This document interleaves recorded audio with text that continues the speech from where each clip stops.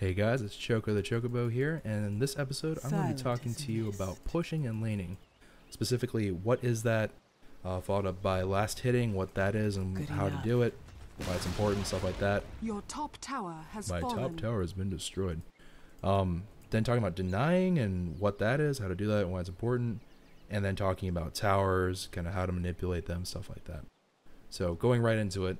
And again, this is the basic stuff, so I'm not going to get into like the crazier fine-tuned mechanics, so they don't be like, oh, Choco, you left out a very important thing. If you do this crazy thing, it cancels aggro and pulls in a strange way. I also won't be talking about pulling or stacking either, so, you know, I'll leave it for a different day. But for right now, let's talk about laning. So when you start off the game, everyone's going to spawn in their spawn and be like, okay, you know what, I'm going to go top, I'm going to go mid, I'm going to go bot. And they're all going to kind of discuss that, and you're going to scamper onto your lane. So for me, really quickly, this is how I define my lanes. Bottom lane for Radiant, which would be top for Dire. For bottom lane, I refer to this as long lane. So now, some people actually call this a short lane. I don't know why they do that. I've been taught this way, so I'm going to refer to it this way. But that distance there is the longest for the Radiant side. So, you know, it actually is distance-wise longer than it is for going top. This is very important in that this causes the creeps to engage a little bit closer to your tower. So right around here or so. And that's very, very helpful. Especially if you're new. I would recommend you go into this lane, the long lane. So if you're on Dire side, the engagement will happen here. I recommend that you go there. It's a lot safer. There's going to be a turret to watch your back. It'll protect you from ganks. It'll give you a little bit of an easier time in terms of not getting pushed around as much. Very, very helpful. If you're in the short lane, you're going to be pushing very close to the tower.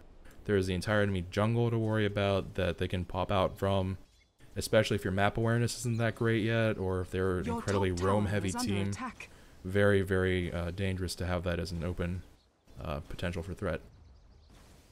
So that's it, and middle lane is, of course, just middle. I mean, if you somehow screw this up, God bless you, good luck. But going on to last hitting. Last hitting is this concept and principle of shooting or punching or axing or hacking down a creep on the very last hit it takes to kill it. The basic idea behind it, there's a little bit more to it than this, but the basic idea and why it's encouraged among newer players especially is that if you do that, the creeps and the enemy team have the best potential to push against you. Now, while you might be like, why would you want that, Choco? That sounds really terrible. It's actually helpful if you're a newer player because that makes all the action come towards you. It reduces, again, it gives you that defensive advantage in terms of you have a tower watching your back. It's going to be close to that tower, and it's going to help do some work for you. So it's very, very helpful.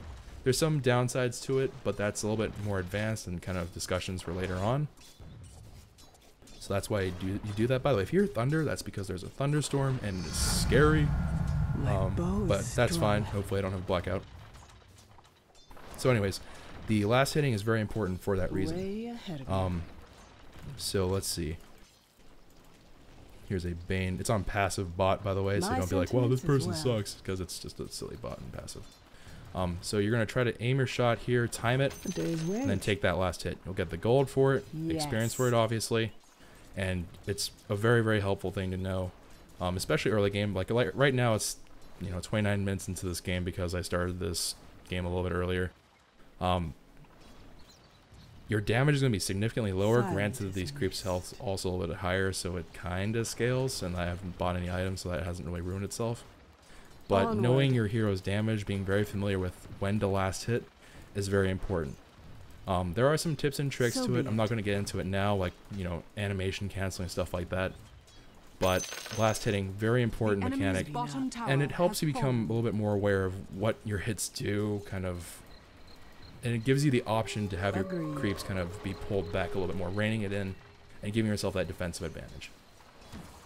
Now, on the flip side of that is denying. It's kind of like the last hitting of your own creeps. Now, that's important for the same reasons of, it can also help you gain that defensive advantage, but it gives you the added bonus of if you kind of deny your own creeps, the enemy team can't kill it for their own gold. Enemy heroes can only, and for you too, you can only get gold for last hitting a creep or a hero or like a building or something like that. You can only kind of gain gold through kills that way. So you can't just sit here and be like, oh, I'm going to collect all this gold here just by standing around. You actually have to hit them. And if you deny them, if you shoot down your own creep and kill them, the enemy hero can't do that. So very, very handy, very, very helpful. And ranged creeps, or ranged heroes rather, especially have a very large problem dealing with this, because I think it's like 18 divided by the number of heroes there are. That's how much experience you get, which is tiny. That was my And then if you get a melee hero, I think they get like 36 divided by the number of heroes. Someone tried to teach me this once. Onward. It didn't really sink in. All I know is that denying means that you get less experience, you get no gold. It's very bad to get it to happen against you. Very good if you happen to do it to them. Again, there's kind of a little bit of discussion room in terms of that's not entirely true. Sometimes you don't want to deny, you want to push up, but again, discussion for a later day. So in order to deny, you're going to hit A on your keyboard, or at least that's what the attack button is bound for me to, or the A button is bound to attack. Yeah, that. Forward. So if you do that, you're going to be attack clicking and then looking for the creep that you think you can last hit. Jeez Louise, Bane, give me an easier time here. Back off, buddy. Back off, I say. Agreed. And you're going to try to pick your shot. Good lord. Your middle tower is under attack. You know what? I'm just getting fed up of your horse crap, man. Very well. Alright, this creep here. Your middle tower promising. is under attack. Boom. See that little blue exclamation point? It means you have successfully denied. Missing. You can look at your last hits here, last hits on the left side here, deny on the right here. And that number will be very important in terms of keeping track of, you know, how you're doing. If you want to set personal goals for like, I want to get this number of last hits by here, I want to get this number of denies by here. Very good on you. And that kind of sums up creeps, you know, getting experience and gold through that means and what's important there. For the last topic, towers, this is a little bit trickier. If you're going to do towers, I mean, obviously they're a little bit tougher, so you want to wait until you're a little bit higher in level. For me, I personally recommend that you don't try to aggressively push a tower until you're maybe like level 6 or so you kind of have your full suite of skills ready to go. That said, there are two kind of major things that I think everyone should be aware of. Number one is you should never, and I mean never if you're new, unless, you know, you are very brave and courageous unlike me. If you attack an enemy hero by right-clicking on them near a tower, that tower will flip out at you and just hit you with all its might. And the reason that is because enemy heroes, they let out like a little distress call to nearby allied units and allied buildings. So like if I attack this hero here, suddenly the creeps all turn to me and start hitting me. That's because a distress call is being sent out, and Bane's kind of saying like, oh, help me out guys, and they'll all start hitting you. So try not to right click near enemy heroes. It pulls things in a weird way. Only do it if you're going in for the kill, or if you really are trying to poke back an enemy hero. But other than that, you know, try to be a little bit cautious about it. Towers hit very, very hard relative to the creeps here, so obviously you don't want to get hit by the tower too many times, so avoid the right click. Now there is one exception, and this is why I chose Drow.